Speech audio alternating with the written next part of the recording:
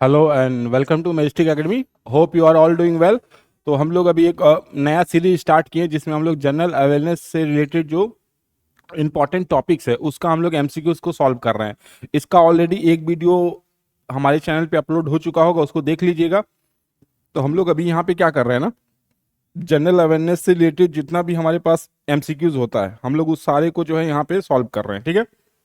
और हम लोग क्या कर रहे हैं, जितना भी टॉपिक होता है, हमारे जो भी टॉपिक्स होता है हमारा जनरल अवेयरनेस में, हम उस सारे टॉपिक से हम लोग जो है क्वेश्चन को यहाँ पे ले रहे हैं। तो इसमें हमारे पास हिस्ट्री है, हिस्ट्री से हम लोग 3 एमसीक्यूज को ले रहे हैं। यहाँ पे 3 एमसीक्यूज है। इसके बाद मेरे पास जो है जियोग्राफी है, जियोग्राफी से भी हम लोग 3 एमसीक्यूज लेंगे। उसके बाद हमारे पास ये पॉलिटी होता है, पॉलिटी से भी हमारे पास जो है 3 एमसीक्यूज होगा, ठीक। इसके बाद हमारे पास जो साइंस का सेक्शन होता है जिसमें हम लोग के पास ये अपने पास जो है फिजिक्स है, फिजिक्स से भी हम लोग जो है 3 एमसीक्यूज लेंगे हम लोग। इसके बाद हमारे पास जो केमिस्ट्री होता है इससे भी हम लोग क्या कर रहे हैं, तो 3 एमसीक्यूज को ले रहे हैं, फिजिक्स केमिस्ट्री। और फिर हमारे पास होता है बायो, इससे भी हम लोग 3 एमसीक्यूज को ले रहे हैं। इसके बाद हमारे पास जो सेक्शन आता है, हमारे पास जो इकोनॉमी होता है उससे भी 3 एमसीक्यूज हम लोग लेंगे। इसके बाद हमारे पास जो है करंट अफेयर होता है, उससे भी हम लोग 3 एमसीक्यूज को लेंगे। और साथ ही साथ स्टैटिक जो होता है हमारा, स्टैटिक जीके, स्टैटिक जीके से भी हम लोग 3 एमसीक्यूज को ले रहे हैं, ठीक। तो हमारे पास टोटल जो है यहाँ पे अगर देखा जाए तो हम लोग टोटल हमारे पास जो यहाँ पे एमसीक्यूज हो रहा है, देखा जाए तो यहाँ पे क्या होगा, हर सेक्शन से हम लोग 3 3 एमसीक्यूज ले रहे हैं। और टॉपिक है 1 2, यहाँ पे देख रहे हैं कितना टॉपिक हमारे पास, 1 हो गया, यहाँ से 2, ये 3 हो गया, 4 हो गया, अपने पास 5 है, ये 6 है, 7 8 9, ठीक है। और एक में से होगा फिजिक्स केमिस्ट्री बायोलॉजी पॉलिटी। और एक हमारे पास यहाँ पे 10 होगा जिसको हम लोग बोलते हैं कंप्यूटर, कंप्यूटर से भी हम लोग 3 एमसीक्यूज को सॉल्व करेंगे। तो इस तरह से देखा जाए तो टोटल हमारे पास जो है जनरल अवेयरनेस में टोटल 10 सब्जेक्ट आते हैं। 10 सब्जेक्ट से हम लोग जो है क्या करेंगे, ईच सब्जेक्ट से 3 एमसीक्यूज को सॉल्व करेंगे। तो इस तरह से क्या होगा, हमारे पास टोटल 10 सब्जेक्ट है और पर सब्जेक्ट से 3 एमसीक्यूज, मतलब 30 एमसीक्यूज हो रहा है हमारे पास। डेली बेसिस पे हम लोग 30 एमसीक्यूज को सॉल्व कर रहे हैं, जो कि सबसे इंपॉर्टेंट है। तो अपकमिंग एग्जाम जो भी होगा, चाहे वो अपना एसएससी हो, रेलवेज हो, या स्टेट गवर्नमेंट का पुलिस वाला एडीआरई हो, जो भी एग्जाम होने वाला है, स्टेट लेवल हो या सेंट्रल लेवल का, सारे एग्जाम में जो क्वेश्चन पूछे जाएंगे वो यही टाइप के क्वेश्चन पूछे जाएंगे। तो हम लोग इस क्वेश्चन को सॉल्व करेंगे। तो इससे क्या होगा कि अपकमिंग जो भी आप एग्जाम प्रिपेयर कर रहे हैं ना, एक ही साथ सारा कंप्लीट हो जाएगा। यहाँ पे क्या है ना, सारा एक साथ कंप्लीट हो जाएगा। आप अपने से तैयारी करोगे तो आप इसमें से कोई एक सेशन करोगे, एक बार में सारे सेक्शन को आप कवर अप नहीं कर सकते। लेकिन यहाँ पे क्या होगा, हम लोग एक ही साथ सारे सेक्शन को हम लोग कवर अप करने वाले हैं। तो सेशन को इंपॉर्टेंट है काफी, इसको देखिएगा, बार बार इसको रिपीट कीजिएगा, जिससे आपके सारे क्वेश्चन को याद हो जाएगा आपके यहाँ पे। इसलिए आप इसको सारे क्वेश्चन को याद कर सकते हैं। तो हम लोग को यहाँ पे क्या करना है, जितना भी हम लोग यहाँ पे एमसीक्यूज लगाएंगे, क्वेश्चन पढ़ना और सीधे एमसीक्यूज को सॉल्व करना, उसका आंसर हम लोग को देखना है, ठीक। तो अब यहाँ पे पहला हिस्ट्री से क्वेश्चन है, क्या पूछ रहा है, उलुगन, उलुगन या द ग्रेट टुमलट ऑफ 1899 और 1900 वाज लेड बाई। तो एक जो है उलगन होता है, नहीं, एक बहुत बड़ा जो रिवोल्ट होता है हमारा झारखंड वाले साइड में, रांची जो प्लेट, रांची के आसपास जो है उस वाले एरिया में जो है मुंडा ट्राइब, मुंडा ट्राइब जो है एक बहुत बड़ा जो है ब्रिटिश के अगेंस्ट जो क्या करता है, रिवॉल्ट करता है। जिसका लीडर कौन होता है, जिसका लीडर होता है बिरसा मुंडा। तो बिरसा मुंडा इनके लीडर थे। ये पूछता है हमसे बार बार कि उलगन जो था इसका लीडर कौन था। तो इसका लीडर कौन था, बिरसा मुंडा था अपना, ठीक है। इसको आपको याद रखना पड़ेगा, बिरसा मुंडा इसका आंसर हो जाएगा। तो बेसिकली हमको ये सब ऐसे क्वेश्चन होते हैं हिस्ट्री के, ये एग्जाम में बार बार रिपीट होता है, तो आपको इस सब पे ध्यान देना पड़ेगा। नेक्स्ट है the famous battle of Wandiwash 1760 was deceive in establish of British supremacy over. तो वांडीवास का जो बैटल ऑफ वांडीवास किसके बीच में हुआ था, ब्रिटिश और फ्रेंच के बीच में हुआ था, जिसमें फ्रेंच फोर्सेस हार जाएंगी और ब्रिटिश जो है जीत जाएगा। यहीं से तय हो गया कि अब इंडिया पे कौन रूल करेगा, पूरी तरह से ब्रिटिश रूल करेंगे, क्योंकि ब्रिटिश को चैलेंज देने वाला यही फ्रेंच था, वो भी अब खत्म हो गया। तो ये बहुत इंपॉर्टेंट एक तरह का बैटल है, बैटल ऑफ बांडीवास। किसके बीच में होगा, तो फ्रेंच और ब्रिटिश के बीच में होगा। कौन जीतेगा, अपना ब्रिटिश जीतेगा, फ्रेंच हार जाएगा। तो इसमें फ्रेंच हार जाएंगे, ठीक है। तो इसको याद रखना है एक अपना। Next, who was the governor general of India when the vernacular press act 1878 was pass. तो 1878 का जो वर्नाकुलम प्रेस एक्ट है ये बताता है जो लोकल लैंग्वेज होते हैं, लोकल लैंग्वेज में जो भी न्यूज़पेपर पब्लिश होता था उसके ऊपर बैन लग गया था। मतलब जो एडिटर होगा उसको पहले बताना पड़ेगा कि आप क्या न्यूज़ छापने वाले हैं अगले दिन के पेपर में। तो इस तरह से आपको परमिशन भी लेना पड़ेगा गवर्नमेंट से, तभी आप कोई चीज़ जो है पेपर में छाप सकते हैं। तो इस तरह से रिस्ट्रिक्शन लगा दिया गया था जिसको हम लोग बोलते हैं वर्नाकुलम प्रेस एक्ट। इसको कौन लगाएगा? तो लॉर्ड लिटन लगाएगा। लॉर्ड लिटन ने वर्नाकुलम प्रेस एक्ट को लाया था और इसको रिमूव करेगा। रिमूव करने के लिए आएगा लॉर्ड अपना ये रिपन आएगा। लॉर्ड रिपन ने वर्नाकुलम प्रेस एक्ट को एंड किया, उसको रिमूव करेगा और उसको लाएगा कौन? लॉर्ड लिटन आएगा। तो इसको याद रखना है।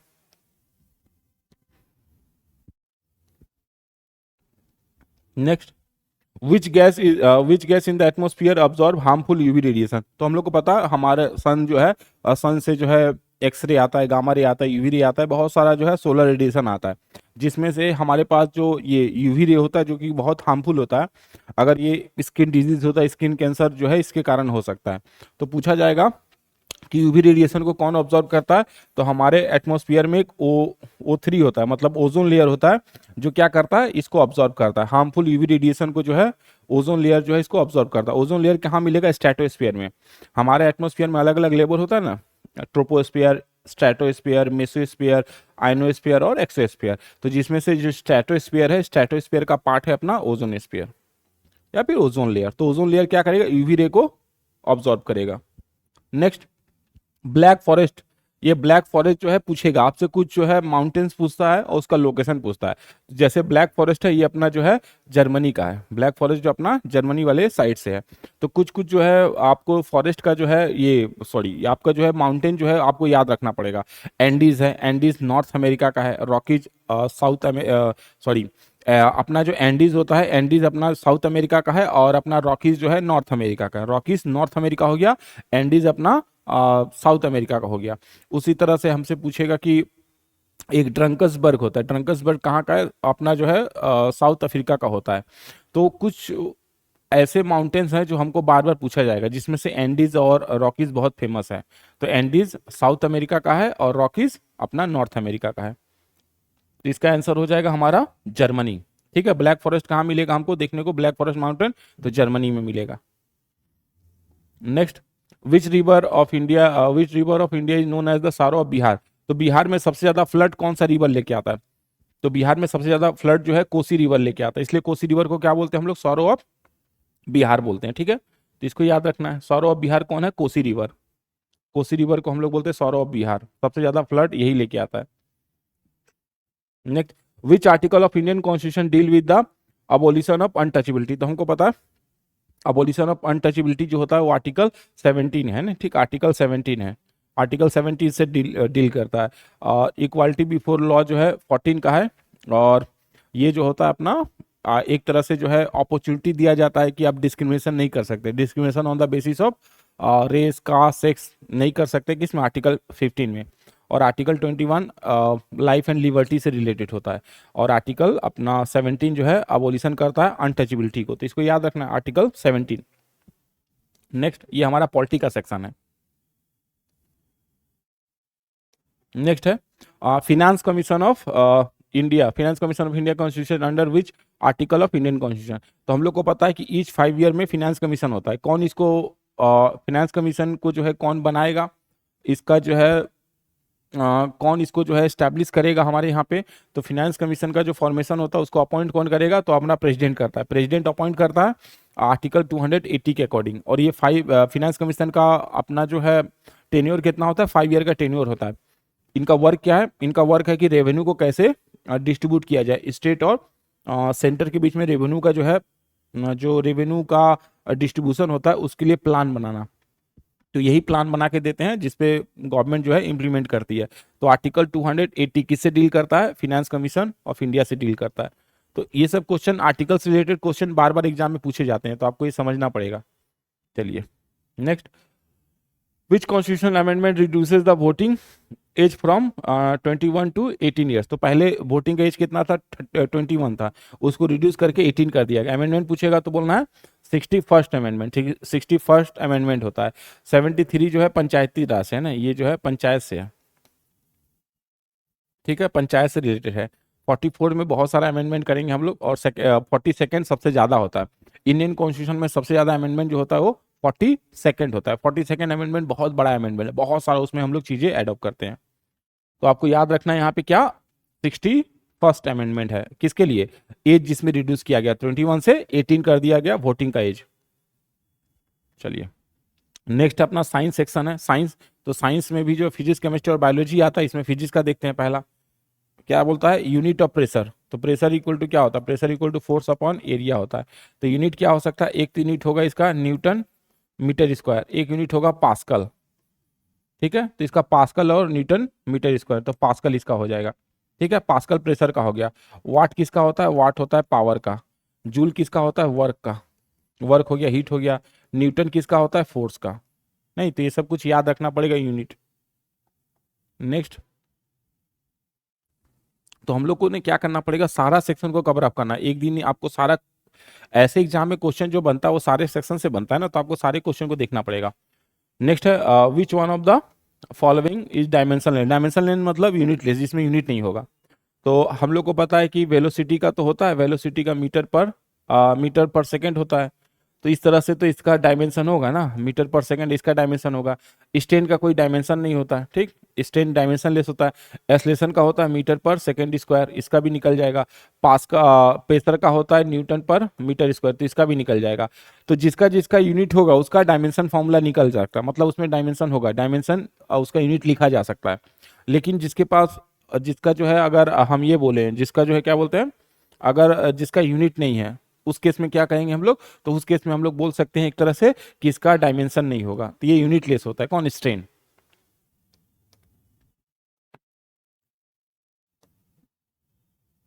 नेक्स्ट है the Higgs boson particle is associated with. तो हिग्स बोसोन पार्टिकल क्या होता है, स्मॉलेस्ट पार्टिकल है। जैसे कि हम लोग को पता है कि हमारा एटम जो होता है, एटम में दो तरह का पार्टिकल होता है, एक होता है फंडामेंटल, एक होता है नॉन फंडामेंटल। फंडामेंटल पार्टिकल में इलेक्ट्रॉन, प्रोटॉन और न्यूट्रॉन आता है। नॉन फंडामेंटल पार्टिकल में meson, quark, neutrino, anti proton नहीं अपना, क्वार्क, लेप्टॉन्स और गॉड पार्टिकल आता है। तो जो इलेक्ट्रॉन, प्रोटॉन और न्यूट्रॉन होता है, इलेक्ट्रॉन, प्रोटॉन, न्यूट्रॉन में मास कहाँ से आता है, इलेक्ट्रॉन, प्रोटॉन, न्यूट्रॉन में मास का जो सोर्स होता है वो कौन सा है, वो अपना हिग्स बोसोन है, मतलब गॉड पार्टिकल से है। तो हिग्स बोसोन क्या करता है, इसको बोलते हैं हम लोग मास जनरेशन मैकेनिज्म। तो हिग्स बोसोन ऐसा पार्टिकल होता है जो किसी भी पार्टिकल से जब भी उसके साथ कोलाइड करेगा, तो उस पार्टिकल के अंदर अपने आप क्या होता है, मास जनरेशन हो जाता है। तो ये आंसर देता है कि इलेक्ट्रॉन में मास कहाँ से आएगा, हिग्स बोसोन। प्रोटॉन में कहाँ से, हिग्स बोसोन से। और अपना न्यूट्रॉन में भी मास कहाँ से आएगा, तो हिग्स बोसोन से आएगा। तो इसको याद रखना, ये मास जनरेटर है, मास जनरेट करने का काम यही करेगा। चलिए नेक्स्ट,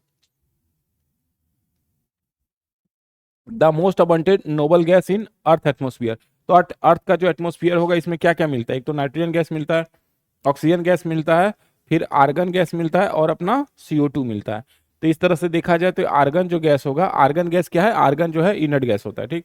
तो आर्गन होगा यहाँ पे, आर्गन जो है हमारे एटमोस्फियर में मिलता है, ठीक।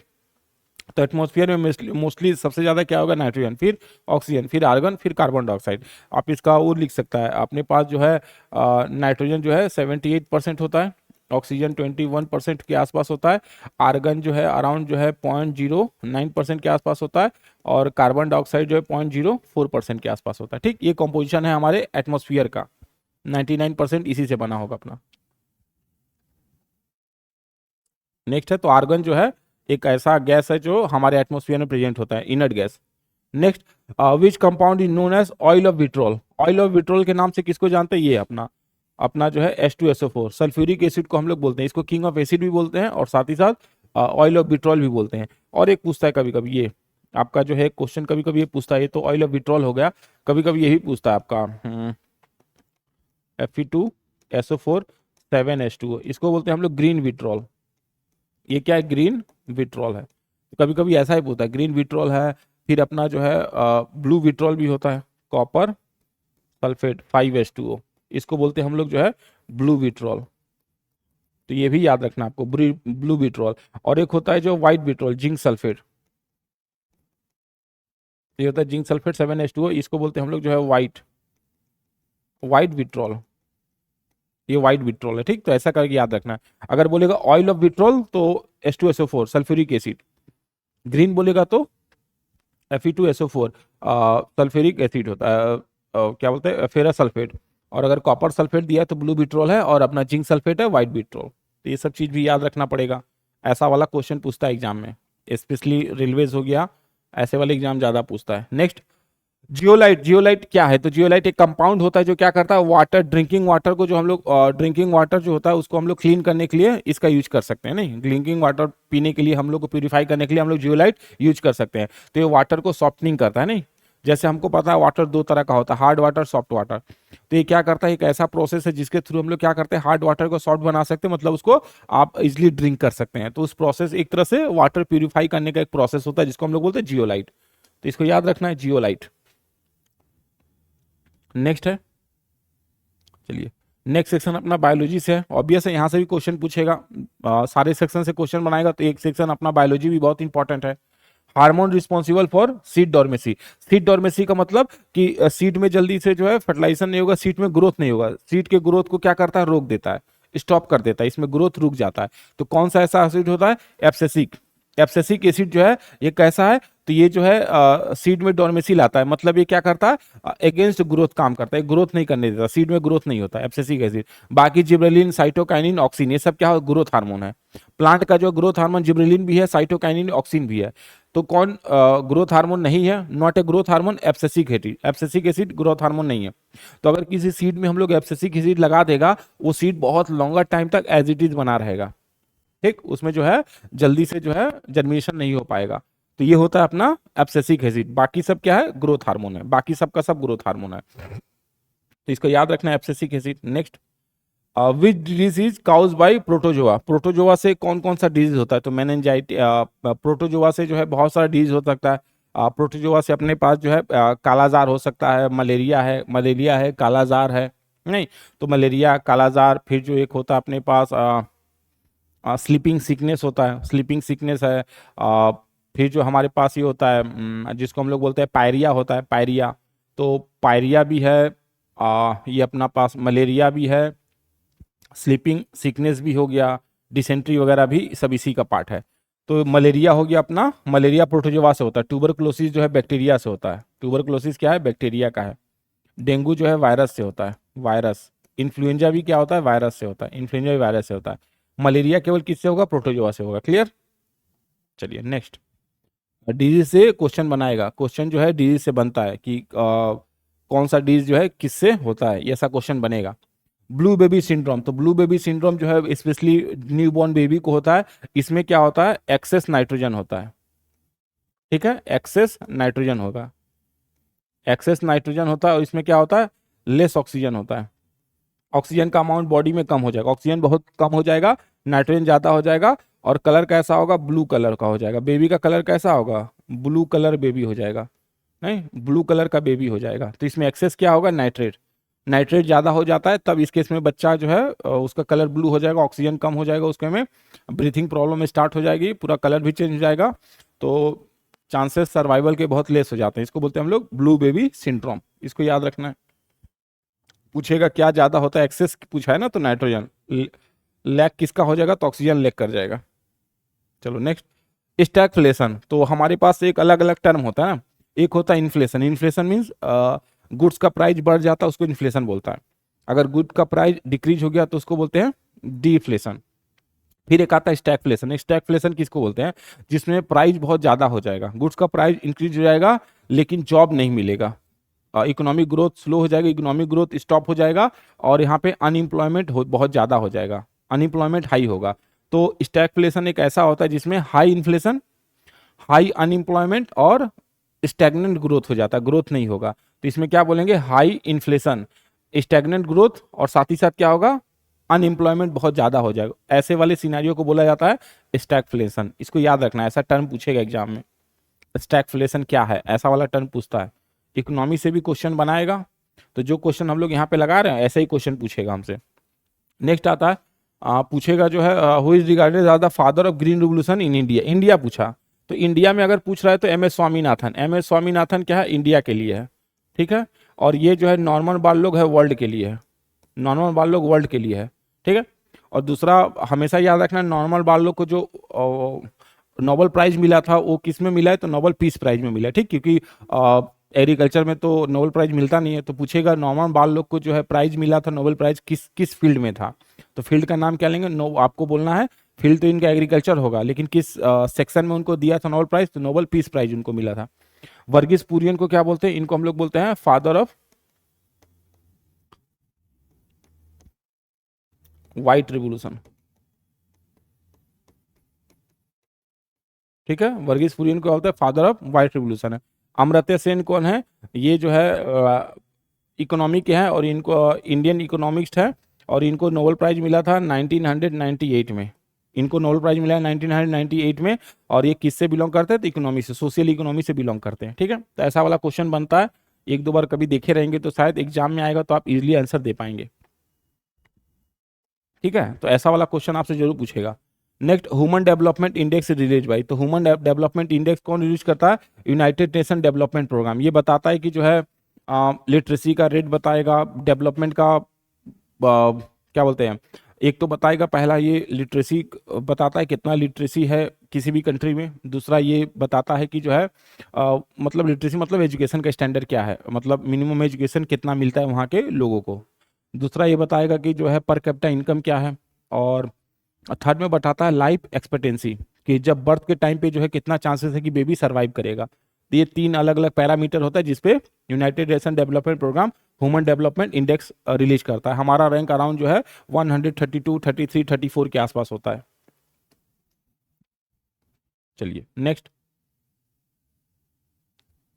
सेक्शन है हमारा कंप्यूटर से। कंप्यूटर से भी कुछ क्वेश्चन पूछता है, output input device, operating system, ऐसा कुछ क्वेश्चन पूछता है। तो यहाँ पे एक है कुछ टर्म है, फायरवेल है, the term firewall in computer network is, तो फायरवेल क्या करता है ना, ये प्रोटेक्ट करता है ताकि आपके सिस्टम में कोई अनऑथोराइज एक्सेस ना ले ले, आपके सिस्टम को कोई हैक ना कर पाए, इसलिए यूज होता है फायरवेल। तो ये क्या करता है, ये जो है ब्लॉकिंग अनऑथराइज एक्सेस, ये होता है ब्लॉकिंग करता है अनऑथराइज एक्सेस से, मतलब कोई अलग से आपके सिस्टम को हैक नहीं कर सकता, बिना आपके जो है कोई दूसरा उसको हैक नहीं कर सकता, चला नहीं सकता, ओपन नहीं कर सकता, वहां पे काम आता है ना firewall.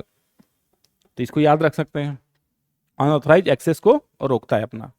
Next, the smallest unit of information that a computer can understand and process, तो स्मॉलेस्ट बोल रहा है तो बीट हो जाएगा अपना, बीट होता है, फिर बाइट है, फिर अपने पास केबी होता है नहीं, और फिर अपने पास आता है अपना गीगाबाइट जिसको हम लोग जीबी बोलते हैं। तो बिट है, बाइट है, उसके बाद आएगा केबी, फिर आएगा एमबी, फिर आएगा जीबी। तो ऐसे करके हम लोग कर सकते हैं ना। तो अपने पास बिट है, ये अपने पास बाइट है, फिर अपने पास जो है किलो बाइट होता है, फिर अपने पास एमबी होता है, फिर अपने पास जो है जीबी होता है, ऐसे करके फिर अपने पास टेरा भी टीबी होता है, ऐसे करके आप बढ़ते जाता है नहीं।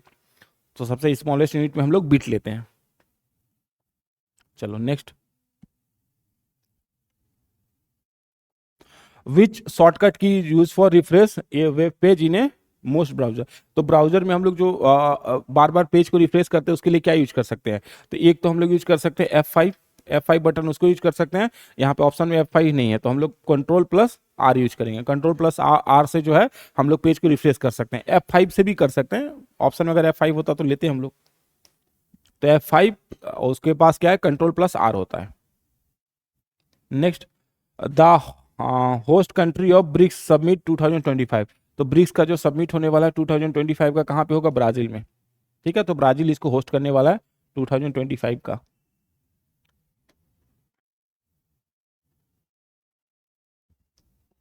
Next, which Indian state become the first to enact a uniform civil code, uniform civil code जो आर्टिकल 44 में मेंशन है, डीपीएसपी के आर्टिकल 44 में, उसको पहली बार इंप्लीमेंट कौन कौन कर रहा है, ये फर्स्ट अपना स्टेट है उत्तराखंड। उत्तराखंड में अब यूनिफॉर्म सिविल कोड लगेगा, मतलब जितने भी रिलीजियस लोग हैं सबके लिए एक ही लॉ होगा वहाँ पे, ठीक। बाकी सबके लिए अलग अलग है, जैसे हिंदू का अलग होता है, मुस्लिम का अलग होता है, ऐसा कोई नहीं होगा, सबके लिए सेम होगा, सेम अपना जो है लॉ फॉर्म होगा वहाँ पे। तो कौन सा ऐसा स्टेट है, पहला उत्तराखंड, ये पूछेगा एग्जाम में, यूनिफॉर्म सिविल कोड लागू करने वाला फर्स्ट स्टेट कौन सा है, तो बोलेंगे अपना उत्तराखंड है। उत्तराखंड फर्स्ट स्टेट है जो यूनिफॉर्म सिविल कोड को लागू कर रहा है। आप लोग अपने हिसाब से कमेंट में जो है करते रहना, आप लोग कमेंट में जो है आंसर करते रहो ताकि आपको भी लगे कि आपका कितना आंसर सही हो रहा है। Who became India's 26th chief election commissioner in February 2025, तो अभी प्रेजेंट टाइम का जो चीफ इलेक्शन कमिश्नर कौन है, कमेंट में बताना एक बार। तो अभी कौन है, गणेश कुमार। ये जो अपने पास गणेश कुमार है, ये अभी जो है प्रेजेंट टाइम में क्या है, तो हमारा जो है ये चीफ इलेक्शन कमिश्नर है। तो आपसे जो चीफ इलेक्शन कमिश्नर हो गया, फिनेंस कमीशन हो गया, आरबीआई का गवर्नर हो गया, ऐसे वाले इंपॉर्टेंट क्वेश्चन पूछेंगे, तो इंपॉर्टेंट अपॉइंटमेंट आपको याद रखना पड़ेगा। Chief election commissioner, finance commission, फिर जो है आरबीआई का गवर्नर हो गया, जो इंपॉर्टेंट पोस्ट होल्ड करता है, चीफ जस्टिस ऑफ इंडिया, ऐसे वाले पोस्ट को आपको याद रखना पड़ेगा जो न्यूली अपॉइंट हुआ है। चलिए नेक्स्ट है, देखते हैं नेक्स्ट क्या है। नेक्स्ट क्वेश्चन है स्टैटिक जीके से। ऑब्वियस स्टैटिक जीके से भी आपसे क्वेश्चन पूछता है। Raja Ravi Varma award is given for excellent in. तो राजा रवि वर्मा किससे बिलोंग करते हैं, ट्रावनकोर से बिलोंग करते हैं, केरला वाले साइड से, और ये ऑयल पेंटिंग के लिए फेमस है। इनको हम लोग फादर ऑफ मॉडर्न पेंटिंग बोलते हैं ना, मॉडर्न इंडियन पेंटिंग बोलते हैं हम इसको, father of modern Indian painting नहीं, इसको बोलते हैं हम लोग। ये ऑयल पेंटिंग के लिए फेमस होते हैं। कौन, राजा रवि वर्मा। कहाँ से बिलोंग करते हैं, ट्रावनकोर केरला। पेंटिंग का फील्ड से इनका रिलेशन है, ठीक, तो इसको याद रखना है। नेक्स्ट नेक्स्ट क्वेश्चन है हमारा, Veer Savarkar international airport is located. Veer Savarkar ये फ्रीडम फाइटर है इंडिया के। इन्होंने एक बुक लिखा है, first war of India independent, first war of India independent, जो 1857 के रिवोल्ट पे बेस्ड है, first war of India independent. उस बुक के राइटर है, और जिनको काला पानी की सजा हुई थी, पोर्ट ब्लेयर में इनको लेके वहाँ पे बंद किया। अंडमान निकोबार में इनको काला पानी जो है सेंट्रल जेल है, वहाँ पे रखा गया था यहाँ पे। तो वहाँ पे बहुत लंबा टाइम तक रहे, और इन्होंने क्या किया था, जो जेल में जब बंद थे, तो जेल का जो वॉल होता है ना, उसी पे पूरा हिस्ट्री लिख दिया था, first war of India independent पूरा हिस्ट्री लिख दिया था। तो आगे चल के इस जो जेल है उसका जब हम लोग आज़ाद हो जाएंगे, तो इसको जो हम लोग एक मॉन्यूमेंट की तरह अभी भी बना के रखे हैं। अंडमान निकोबार में अभी वो जेल है, लेकिन अब वो म्यूजियम की तरह काम करता है एक तरह से। तो उस जेल का नाम क्या रख दिया गया अपना, अब अभी तो म्यूजियम बन गया है, तो वहाँ पे जो एयरपोर्ट बना है अपना, तो एयरपोर्ट का नाम हमने क्या रखा है, वीर सावरकर। वीर सावरकर इंटरनेशनल एयरपोर्ट कहाँ पे है, पोर्ट ब्लेयर। पोर्ट ब्लेयर कौन है, अंडमान निकोबार का कैपिटल है। अंडमान निकोबार क्या है, इंडिया का यूटी है, यूनियन टेरिटरी है, ठीक है, यूनियन टेरिटरी है, और उसका कैपिटल हो गया अपना पोर्ट ब्लेयर। तो वहाँ का जो एयरपोर्ट है वीर सावरकर इंटरनेशनल एयरपोर्ट उसका नाम है। Next, the national motto of India Satyameva Jayate is taken from which Upanishad. तो हमारे पास जो नेशनल सेंटेंस है हमारा सत्यमेव जयते, ये कहाँ से हमने उसको लिया है, तो एक मुंडको उपनिषद है, मुंडको उपनिषद है, जहाँ से हमने इसको बोरो किया है, मुंडको उपनिषद, ठीक, यहाँ से हमने इसको बोरो किया। ये पूछता है एग्जाम में कि ये जो हमारा स्टेटमेंट है ये वाला सत्यमेव जयते कहाँ से हमने लिया है, तो मुंडको उपनिषद से लिया है, ठीक है। तो ये हमारा हो गया 30 क्वेश्चन, जो कि हम लोग अलग अलग जो है डिफरेंट डिफरेंट 10 सब्जेक्ट से हमने इसको लिया है। नहीं तो 10 सब्जेक्ट जो है हमारे पास, history, politics, geography, economy, computer है, साइंस के तीनों सेक्शन है, फिजिक्स, केमिस्ट्री, बायोलॉजी। तो हमने सारे सेक्शन से 3 एमसीक्यूज को सॉल्व किया है। होप आपको सेशन समझ में आ रहा होगा। आप बार बार इसको रिपीट करके देख लीजिएगा, आपके एग्जाम के लिए बेनिफिशियरी होगा। आप कोई भी एग्जाम देने जाओ, आप इसमें ऐसे ही क्वेश्चन आपसे पूछे जाएंगे। तो हम लोग क्या कर रहे हैं, ओवरऑल सारे सब्जेक्ट को कवर अप कर रहे हैं। एक ही सेशन में हम लोग सारे सब्जेक्ट को कम से कम क्या करें, कवर अप कर रहे हैं। तो आप क्या करो, बार बार इसको देखते रहिएगा, और अपने तरफ से कमेंट कीजिए कि कैसा लग रहा है और कितना आपके क्वेश्चन सही हो रहे हैं। आपको ये बताना जरूरी है कि कितना क्वेश्चन आपके सही हो रहे हैं। तो आप देखिए आपकी तैयारी कैसी है, ठीक है। देखने के लिए धन्यवाद, बने रहे हमारे साथ। जय हिंद।